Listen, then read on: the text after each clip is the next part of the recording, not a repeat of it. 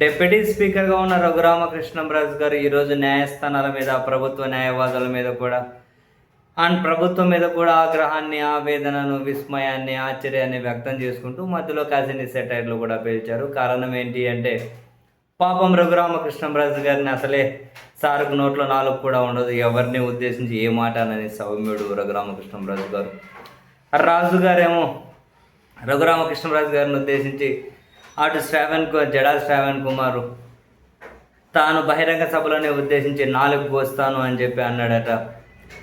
And Pawan Kalyan గారిని ఉద్దేశించి హానరబుల్లా తొక్క అన్నారట. ముఖ్యమంత్రి గారిని కూడా ఏమో అన్నారట.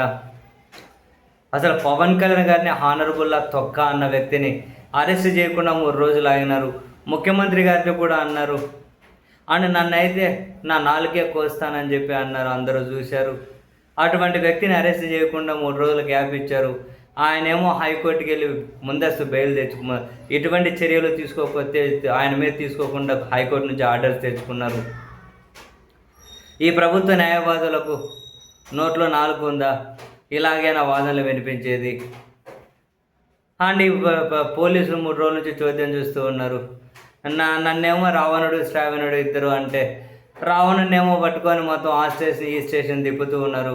శ్రావణుడేమో దర్జాగా తిరుగుతూ ఉన్నారు.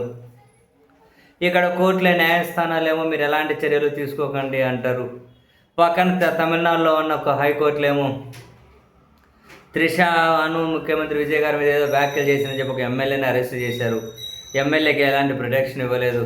ఇక్కడ ఉన్నటువంటి జడ్జీలకు ఉన్నటువంటి జ్ఞానం పాపం తమిళనాడులో జడ్జీలకు ఉన్నట్లేదు. ఇది సెటైర్.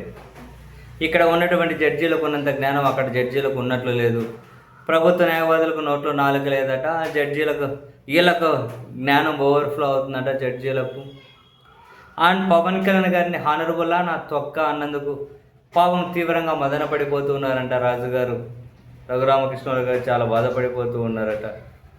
మొత్తం మీద జడా శ్రావణ్ కుమార్ గారు హైకోర్టు నుంచి ఆయన మీద ఎలాంటి చర్యలు తీసుకోకుండా ఆర్డర్స్ తెచ్చుకోవడం పైన రఘురామకృష్ణరాజు గారు అయితే హట్ అయ్యారు.